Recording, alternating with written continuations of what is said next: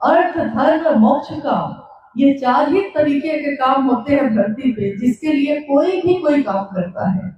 लेकिन मेरे मन में तो ऐसी कोई भावना नहीं थी।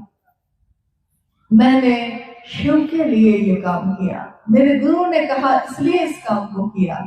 इस काम को करने में शिव मंजिल है और उस मंजिल तक पहुंचने में उन्होंने 3 सूत्रों का निरूपण किया। हम आप सब जानते हैं, सालों से हम लोग इस 3 सूत्र को कर रहे हैं। मन ही मन अपने गुरु शिव से ये कहना कि हे शिव, आप मेरे गुरु हैं, मैं आपका शिष्य हूँ, मुझ शिष्य पर दया कर दीजिए।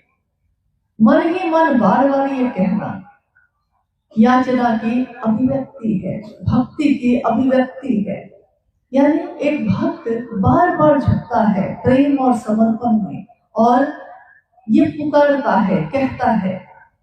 दूसरे सूत्र में उन्होंने कहा कि शिव की चर्चा करनी है, लेकिन शिव की चर्चा इस शब्द का प्रचलन हजारों साल में कभी किसी ने नहीं किया।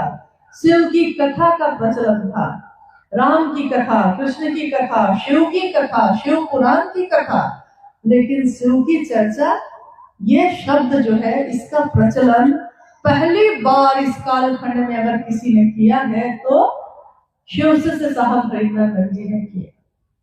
3 सूत्रों में यानी ईश्वर से कृपा मांगने का प्रचलन था। ईश्वर कृपा करेंगे तब ना, कृपा में कर्म छिपा है, यानी कृपा पाने के लिए कर्म करना पड़ता है, कुछ करेंगे तो पाएंगे। लेकिन साहब हरिनाथ जी ने कहा यहाँ करने जैसा कुछ भी नहीं है, यहाँ झुकने की जगह है।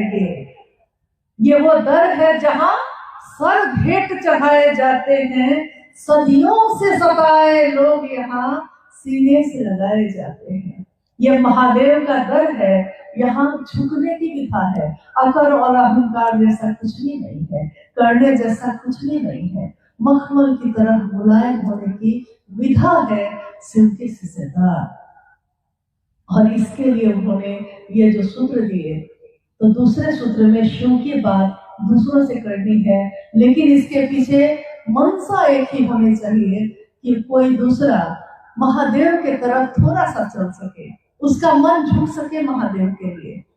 इतना अगर हो जाए, दिल से की हुई शिव की चर्चा का प्रभाव होता है, इतना हो जाए तो आप समझिए कि आपने अपने गुरु के लिए कुछ कृतज्ञता, कुछ एहसान चुकाने का काम किया है। एहसान चुकाया तो नहीं जा सकता, कर्ज चुकाए जाते हैं, लेकिन आपने कभी सुना है